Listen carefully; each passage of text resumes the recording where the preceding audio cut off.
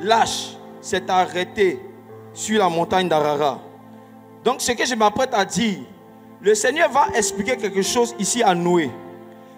Mais avant d'expliquer quelque chose à Noé, si vous faites encore attention, la Bible dit au bout de 40 jours. Pas au bout de 50 jours. Pas au bout de 30 jours. Pas dans 2 semaines. Mais au bout de 40 jours. Et 40 jours dans les Écritures est l'image de l'épreuve ou de l'intimité avec Dieu. Lorsque Moïse a jeûné pendant 40 jours, c'est après les 40 jours qu'il a reçu la loi. Lorsque Élie a marché pendant 40 jours, il a été visité sur le mont Horeb. Au bout de 40 jours. Lorsque Jésus a jeûné pendant 40 jours, il était revêtu de la puissance du Saint-Esprit. Au bout de 40 jours.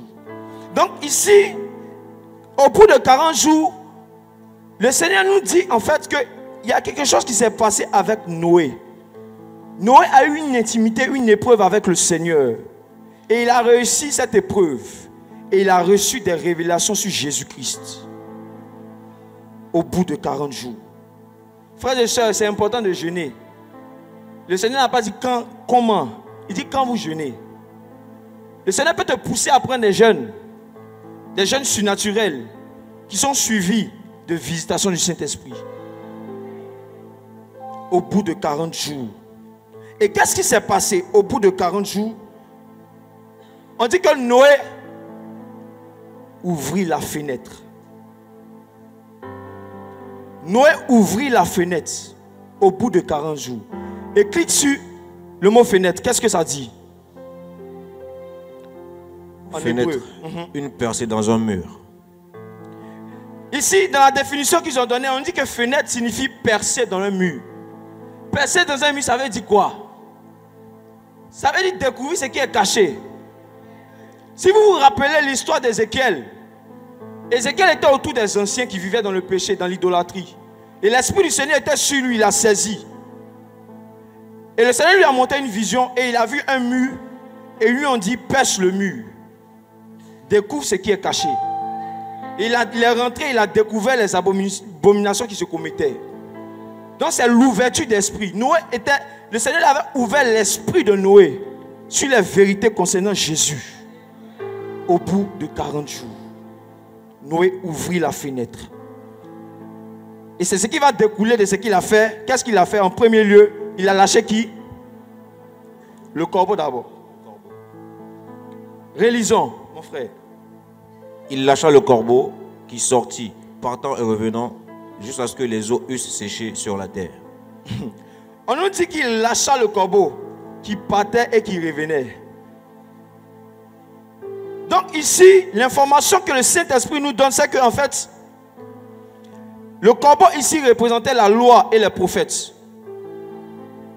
qui devaient parler de Jésus-Christ, qui devaient emmener les gens à Christ. Le corbeau, selon la loi, est un animal impur, il aime crier. Et même ici, en Afrique, on nous dit que le corbeau, c'est un animal de malheur. Donc ici, le corbeau représentait la loi et les prophètes. Et plus précisément, Jean-Baptiste, qui devait préparer le chemin du Seigneur Jésus-Christ.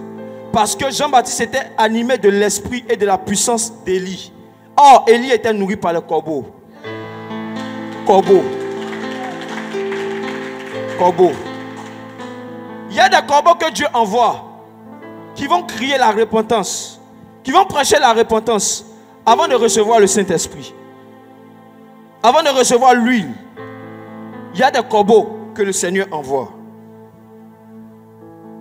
Jean-Baptiste le corbeau. Ce n'était pas donc étonnant lorsqu'on lui a dit, celui sur qui tu verras le Saint-Esprit descendre comme une forme corporelle, comme celle d'une colombe, c'est celui qui bâtit du Saint-Esprit. Parce qu'il était le corbeau. Alléluia. Jésus. Le corbeau. On va avancer encore. Vous allez voir que le corbeau ne pouvait pas faire grand chose. Il est râlé. On n'a pas dit qu'en fait, il n'a pas trouvé un lieu où il a posé la plante de ses pieds.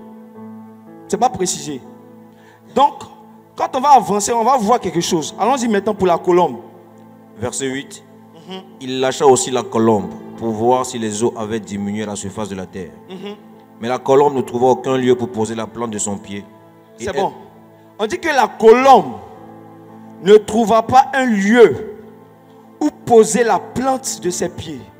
On n'a pas dit que la colombe ne trouva pas un lieu où poser la plante de sa patte ou de ses pattes. Parce que les pieds, c'était Dieu.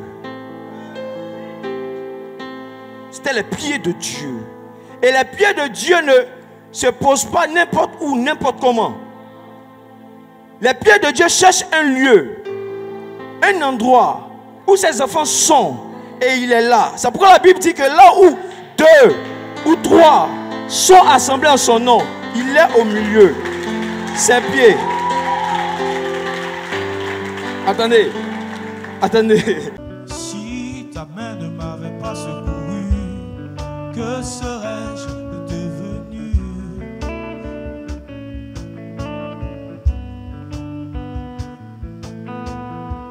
Car de la boue du péché, tu m'as fait sortir.